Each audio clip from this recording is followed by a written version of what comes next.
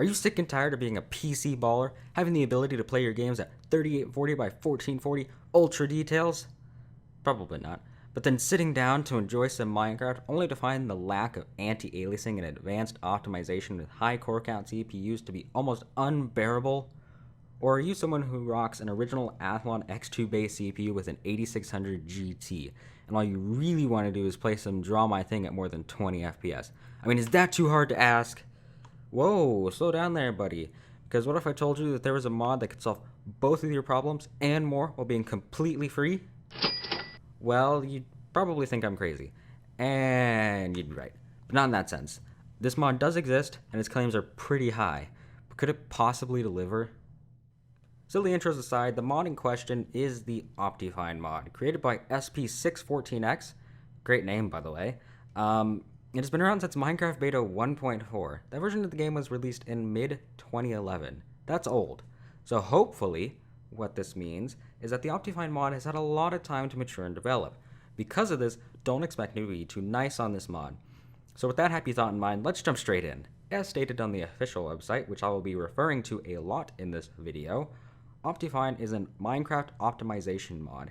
It allows Minecraft to run faster, look better, with full support for HD textures and many configurable options. The configurable options it talks about include some really cool features like added support for configurable smooth lighting, anisotropic filtering, anti-aliasing, finally, completely configurable animations, chunk loading control, shaders, nice touch, configurable autosave intervals, and much, much more. Moving off the website, I found myself frustrated with the installation of Optifine. That is to say that I was frustrated at other mods for not being this easy to set up. I think this review I found on Minecraft6.com sums it up the best. Step 1. Download the jar file. Step 2. Open and hit install. Seriously, that's it. And the great thing is that if you want to install it the normal way, by just downloading the jar file, then you can go and do that. And you can add it to all your other mods. I honestly can't think of a better way to handle the installation. Seriously, bravo. After this, when you open up the Minecraft launcher, there will now be a new profile called Optifine, or something like that. Just use that profile whenever you want to use Optifine. Or if you installed it the normal way by using the jar file, then I trust you know what to do. Once you get into Minecraft, you'll notice that nothing has really changed in the menu other than the 6 new tabs under the video settings. I really like this because what it means is that you don't have to relearn where everything is. Though it should be noted that some of the locations for some of these settings has changed, but not in a bad way, so I'm willing to look the other way on this one. It's actually not that bad. Once you open up the new tabs, one of the first things you'll notice is probably how organized it is. The location of the different options is simple, and the similar settings are grouped together in their own separate tabs, like they should be. And even though it all makes sense, I can see some room for improvement here. And not in the location of any of the settings, that's fine. But in the setting descriptions, the inclusion in the setting descriptions is amazing, and most of them are good, but I mean, they could be better. I like how the descriptions are kept short, but I would have rather seen some slightly longer descriptions on some of the more complex settings, as it wouldn't add a lot of confusion. And to give you an example of what I'm talking about, let's take FXAA. There is no setting description. Why? I mean, can you not just copy-paste a summary of FXAA from Wikipedia? Now, to be fair, I know that FXAA is a fast approximate type of anti-aliasing, that it was created in order to only alias the pixels shown on screen and not just the objects, but that doesn't mean that everybody else does. And in the end, improving, or in some cases adding, setting descriptions would only make people better understand what the dials they are turning actually do. Anyway, enough about what this mod brings to the table in terms of features. The burning question inside all of your guys' mind is probably, does and by how much can this mod affect performance? Well, we can start out by first testing the modder's claim. On the official Optifine website, it states only 2 things about performance. 1, that doubling the FPS is common, and 2, that the mod decreases lag spikes and smooths gameplay. Great, so now we have some claims to test, so let's do that.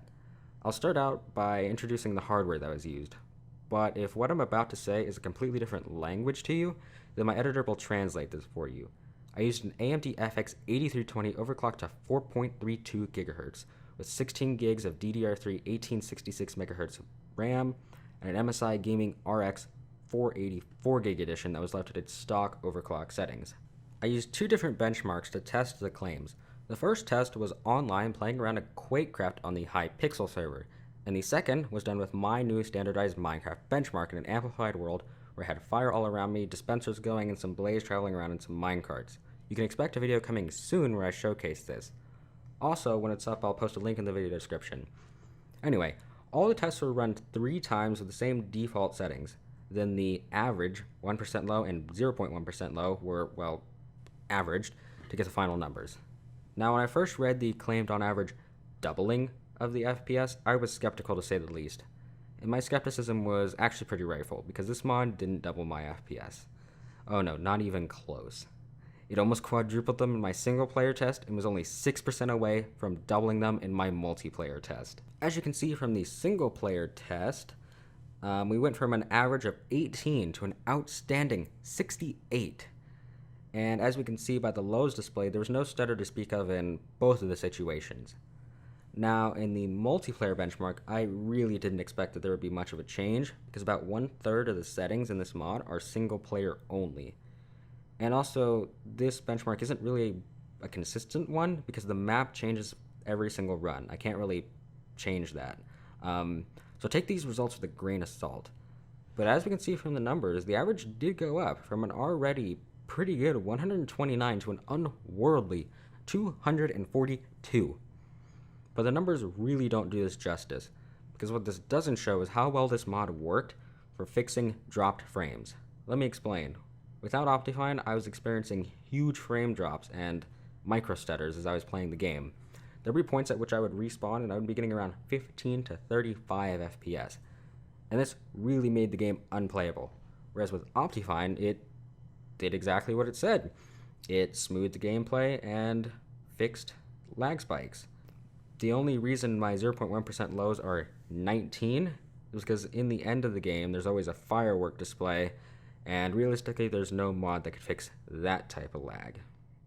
This type of FPS bump, which really is more like an FPS catapult, made me dig a little deeper into what was happening. What I found was actually really interesting, because without this mod, Minecraft will mainly only use CPU cores 1 and 2, and completely ignore 3 through 8. While with Optifine, it puts all 8 cores under 50 to 70% usage. Not only that, but with Optifine, it's actually like utilizing my graphics card. Without it, I'm getting like barely any activity, but with it, I'm getting 30 to 50% usage. So what's happening here is that this mod is coded to take advantage of all of the resources it possibly can. It's just like taking anything it possibly can, no matter what it is, and trying to use it in some way. So this kind of made me curious as to see how far I could push this mod with the FPS.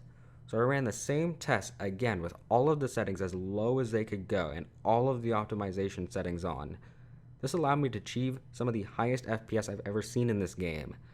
I didn't know that Minecraft's engine could actually work with these types of numbers, because in the single player benchmark, I got over 276. That's a huge bump over the 67 from the with Optifine mod and the normal default settings. In the multiplayer benchmark, I still got an improvement, but not as huge.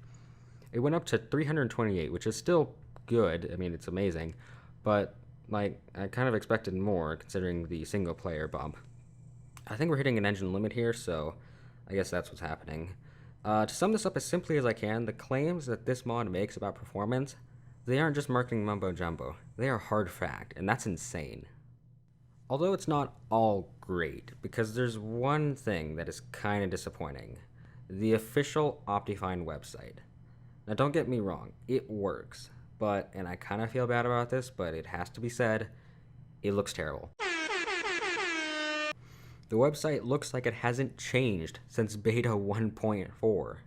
It's a one-page blue and black text with bullet points for the different features. It's so boring. When I first saw it, I thought I was on the wrong website. It looks extremely sketchy too. Like if I were to download anything from this website, it would give me 7 different viruses. Now, I know this is really nitpicky, but in my opinion, a good website with pictures and comparisons of the visual improvements and maybe even some graphs showing the improvements while having Optifine on versus having it off would help. 1, show off the mod, and 2, let people know that when they download something from this website, it's not going to be WannaCry. And yes, I know that there are links for examples on the improvements in the website, but one, they make no sense, and two, some of them haven't been updated since 2011. I mean, seriously, the entire website is seriously 4 colors. And if I didn't know any better, I would think that the website is stuck in 2003. And I'm not done. Some of the features are either out of date or don't make any sense either. Let me give you some examples. There's a section called Performance VSync, which in and of itself kind of makes no sense. But to make things worse, under that section, all it does is explain how VSync works. Like, what? Here's another. There's a section called Fast Texture Pack Switching. And in this section, it talks about how Optifine Mod adds support for switching texture packs without leaving worlds. Now, I don't know about you, but I'm fairly sure that's been a feature for a pretty long time. So, yeah. But that's not it. There are so many descriptions that are actually pretty questionable. For example, the variable render distance, which adds different distances from 2 to 13, like we have now in the normal game. MIP maps, which the vanilla version also has. Debugging, which gets rid of the lagometer, which again hasn't been a thing for a really long time. And finally, time control, which allows you to change the time of day. You know, commands exist for this reason. Just thought you would want to know. So, yeah. So in conclusion, this really is an amazing mod, and I know I was really hard on it. I was extremely unfair, and I know that. And I know some of you will probably hate me for being unfair, because one person created this, and that's just mean. Well, I know that only one person created this, and I know that's hard to do. I also know that this mod has been around for 6 years, and I don't think it's an entirely unfair assumption that all of the little kinks should be ironed out after 6 years of development. And really, after 6 years, I think that shows how passionate Mr. SP614X is about this mod, and I know he'll want to improve it. So, this mod is so well polished, it works so well, it works as good as the game itself. I mean, I would not be surprised if this was just a large update developed by Mojang themselves. It's that polished. And because it works so well, every little thing that isn't perfect stands out in a way that just kind of annoys me. So that's why I was so hard on it, because in reality, it's so polished, I can't pick on any of the major things, because there are no more major things to pick on. They're all like kinked out, they're all gone. There's only small little niche things and little imperfections that I can critique. Final thoughts here, guys. I just want to say good job and bravo to Mr. SP614X, really, for creating, in my mind, an essential feature of the Minecraft game. As essential as having your own Minecraft skin and servers you play on. Guys, I can't think of a reason not to go download, donate, and support this mod. If you do not have this downloaded right now, go download it, use it. I promise you, you're missing out on a vital piece of Minecraft. Anyway, guys, I hope that was as fun for you guys to watch as it was for me to make. It took a very long time. It's a little something different, little mod review. Yeah, so hopefully you guys liked this, and if you have any suggestions for any mods you would like me to review, or anything you thought I did terribly in this review, like if I rambled on too long, or if I was way too hard, well then go tell me, because I will probably read it, because there will probably be only 2 comments on this entire video, probably 0, so it probably won't take that long to read them. But anyway, I want to thank you all for watching, and I will see you guys in the next one. Bye.